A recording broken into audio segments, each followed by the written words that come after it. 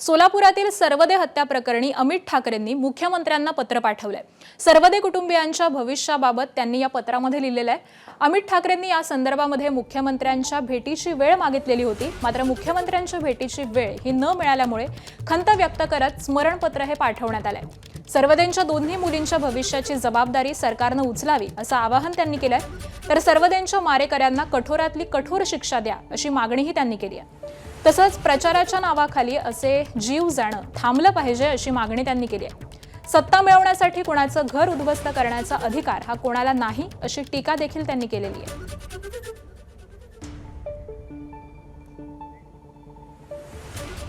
तर या संदर्भामध्ये अमित ठाकरेंना माझा कट्टा या विशेष कार्यक्रमामध्ये सवाल करण्यात आला होता। पहा त्यांनी काय म्हटलंय ते। सोलापुरात मात्र आम्ही वेगळे अमित ठाकरे बघितले। तिकडे दोन रूप होती तुमची। एक अश्रू अनावर झालेल्या त्या लहान मुलीला सांगताना बोलतानाचे, आणि दुसरे चिडलेले अमित ठाकरे। त्यानंतर जेव्हा तुम्ही घरी परतलात तेव्हा तुम्ही राजसाहेबांशी बोललात का? राजसाहेब तुम्हाला काय बोलले का? त्या सगळं तिथला अनुभव आणि तुम्ही राजसाहेबांशी याच्यावर काही डिस्कस केलं का? कारण अशा परिस्थिती तुम्हाला भविष्यात येतच राहणार आहेत। माझ्या पॉलिटिकल करिअर मधला सगळ्यात घाणेरडा दिवस होता। आता मी सगळ्या पत्रकारांना तिकडनं बाहेर काढलं, कारण मला ते व्हिज्युअल्स नव्हते पाहिजे। ते व्हिज्युअल्स कसे आले मला माहित नाही, पण ती मुलगी रडताना माझ्या आईच्या डोळ्यात पाणी होतं, जी घरी होती। मला कियान दिसू लागला, मला कळलंच नाही मी काय करू। माझे बाबा मला परत पाहिजे, ह्याला मी फर्स्ट टाइम हेल्पलेस झालेलो। आणि असं असेल तर म्हणून मी बोललो की राजकारण नको, की निवडणुका नको, एवढ्या पातळीला आपण जाणार असू तर मग नको। ठीक आहे, तुम्ही 5 कोटी देताय, माघार घ्यायला लावताय, विकत घेताय, सगळं ठीक आहे, पण ही कुठची पद्धत? प्रचंड इमोशनल होता। हो नाही, मी घरी आल्यावर पण मी बाबांशी बोललो की मला फडणवीस साहेबांना भेटायचंय। मी आता अजून 2 दिवस झाले मी प्रयत्न करतोय।